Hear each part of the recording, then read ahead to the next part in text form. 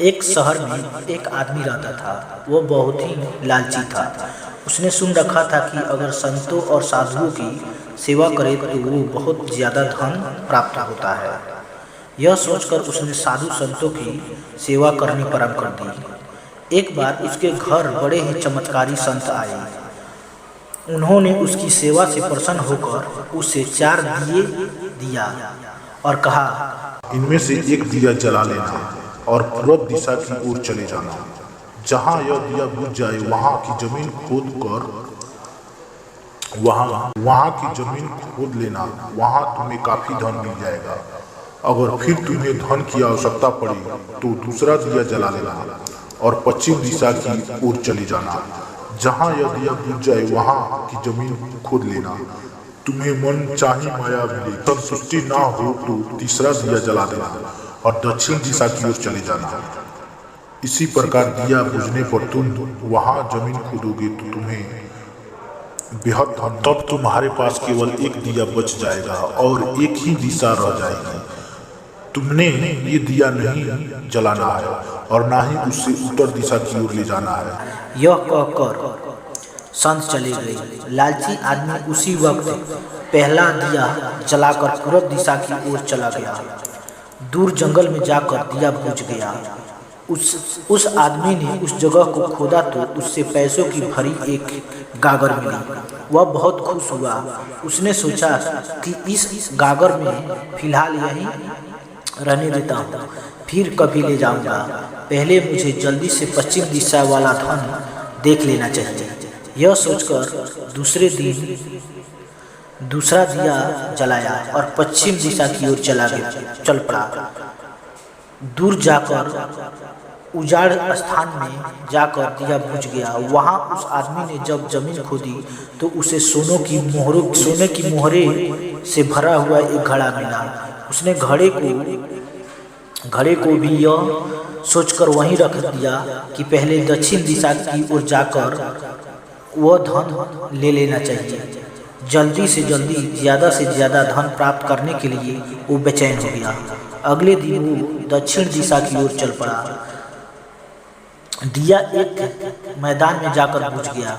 उसने वहाँ की जमीन खोदी तो हीरे मोतियों से भरी 2 पेटियां मिली। वह आदमी बहुत ही खुश था। तब सोचने लगा, अगर इस तीनों दिशाओं में इतना धन पड़ा है तो चौथी दिशा में इनसे भी ज़्यादा धन होगा। फिर उसके मन में एक ख्याल आया कि संत ने उसे चौथी दिशा की ओर जाने के लिए मना कर दिया था। दूसरे ही पल उसके मन ने ये कहा कि हो सकता है उत्तर दिशा की दौलत संत अपने लिए रखना चाहते हो। मुझे जल्दी से जल्दी उस पर भी कब्जा कर लेना चाहिए। ज़्यादा से ज़्यादा धन प्राप्त करने के लिए लालच में उसे संतों की वचनों की दोबारा सोचने ही नहीं दिया।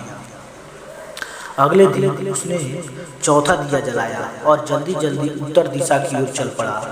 दूर आगे महल के पास जाकर दिया बुझ गया। महल के दरवाजा बंद था। उसने दरवाजे को धकेलता और दरवाजा खुल गया। वह बहुत खुश हुआ। उसने मन ही मन सोचा कि यह महल उसके लिए ही है। अब वो तीनों दिशाओं की दौलत को भी यही ले आकर रखेगा और ऐसे ही करेगा।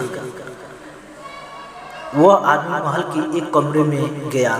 कमरा में हीरे मोतियों से भरा हुआ था। किसी कमरे में सोने की कीमती आभूषण भरे पड़े थे।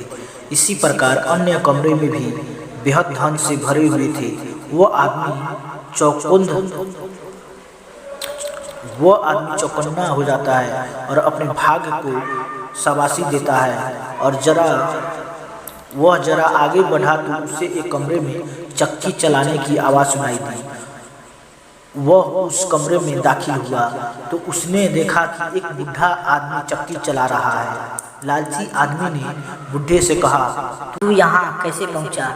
बूढ़े ने कहा, ऐसा कहकर जरा चक्की चला, मैं सांस लेकर तुझे बताता हूँ। लालची आदमी ने चक्की चलाने प्रारंभ कर दी।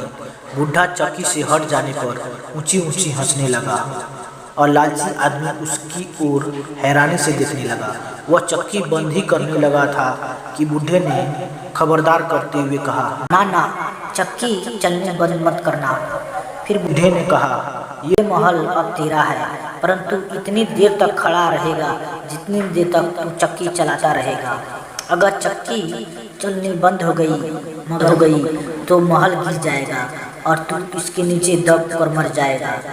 कुछ समय रुककर बूढ़ा फिर कहने लगा, मैंने भी तेरी ही तरह लालच करके संतों की बात नहीं मानी थी और मेरी सारी जवानी इस चक्की को चलाते हुए बीत गई। वह लालची आदमी बूढ़े की बात सुनकर रोने लगा, कहने लगा, अब मेरा इस चक्की से छुटकारा कैसे होगा? बूढ़े ने कहा, जब तक मेरे और तेरे जैसा कोई आदमी लालच में अंधा होकर यहाँ नहीं आएगा तब तक तू इस चक्की को छुटकारा नहीं